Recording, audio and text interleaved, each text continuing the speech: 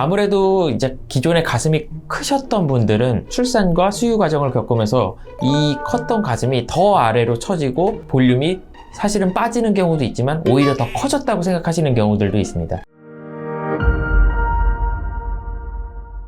안녕하세요. 더성외과 성기욱 원장입니다. 아이를 낳고 행복은 커졌지만 가슴을 보면 마치 바람 빠진 풍선처럼 윗가슴도 빠지고 전체적으로 축 늘어진 것 같은 이런 형태의 가슴을 갖고 고민을 하시는 분들이 생각보다 많이 있습니다. 출산 후 처진 가슴은 일반적인 가슴 수술과 어떤 부분이 다른지 이 부분에 대해서 말씀드리겠습니다. 네, 출산 후 가슴 무엇이 문제인가요? 유선 조직에 좀 변화가 있습니다. 가슴에는 유선 조직과 지방 조직이 적절히 섞여 있습니다. 하지만 이 출산이라는 과정을 겪게 되면서 유선 조직의 양이 많이 이제 변화하는 경우들이 많이 있습니다. 수유기 동안 부풀었던 유선 조직이 다시 퇴화하게 되면서 가슴이 볼륨이 이제 빠지게 되는 현상이죠. 다음으로는 이제 피부 늘어짐이 있습니다. 아무래도 가슴이 좀 커지다 보면 심지어는 우리 수유하시는 동안 이 가슴에 튼살이 생기시는 경우들도 생각보다 많이 있습니다. 하지만 수유가 끝나고 이제 단유를 하게 되면서 다시 볼륨이 빠지게 되면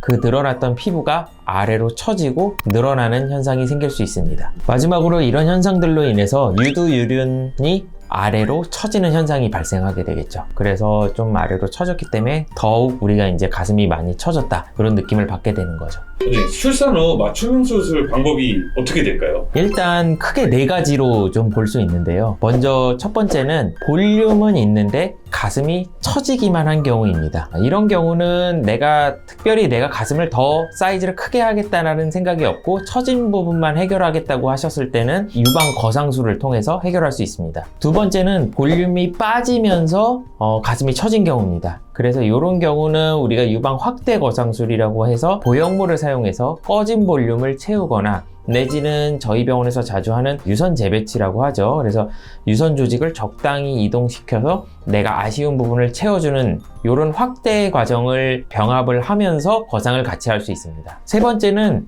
가슴이 크고 처진 경우입니다. 이런 경우에는 우리가 유방 축소 거상을 하게 되는데요. 아무래도 이제 기존에 가슴이 크셨던 분들은 출산과 수유 과정을 겪으면서 이 컸던 가슴이 더 아래로 처지고 볼륨이 사실은 빠지는 경우도 있지만 오히려 더 커졌다고 생각하시는 경우들도 있습니다. 이런 경우는 유방을 축소하면서 거상을 또 할 수 있고요. 마지막으로 4번째는 유방 확대 거상을 하면서 축소를 같이 하는 경우입니다. 확대 축소 거상 이렇게 저희는 얘기를 하는데요. 어느 정도 볼륨이 있으면서 처져 있는데 내가 윗가슴이나 전체적인 볼륨은 원하지만 아래쪽으로 처진 부분에 대해서는 좀 제거를 하고 싶다 할 때 원하는 부위에 확대를 하고 또 축소할 부위는 축소를 해서 이런 과정을 겪으면서 우리 보형물을 사용하게 되죠. 그래서 유방 확대 축소 거상술 이런 방법도 있기 때문에 총 제가 4가지가 있다고 말씀을 드립니다. 네, 수술 전 꼭 체크해야 될 것들이 있을까요? 보통 제가 한 3가지 정도를 체크하라고 말씀을 드립니다. 첫 번째는 수유의 종료하는 시점을 먼저 말씀을 드립니다. 내가 수유를 종료하고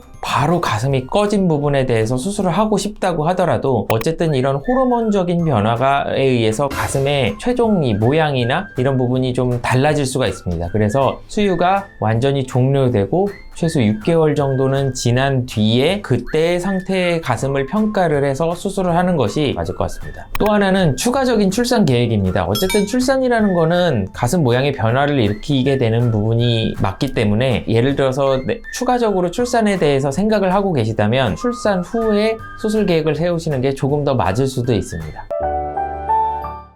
내 가슴 상태는 어떤지, 처짐 정도는 얼마나 되는지, 또 내 유선이나 이런 부분에 대해서 좀 정확하게 체크를 받고 수술을 하시는 게 중요하기 때문에 이런 부분에 대해서 사실은 병원에 내원하셔서 충분한 상담을 진행하시고 수술을 결정하시는 게 도움이 되지 않을까 싶습니다.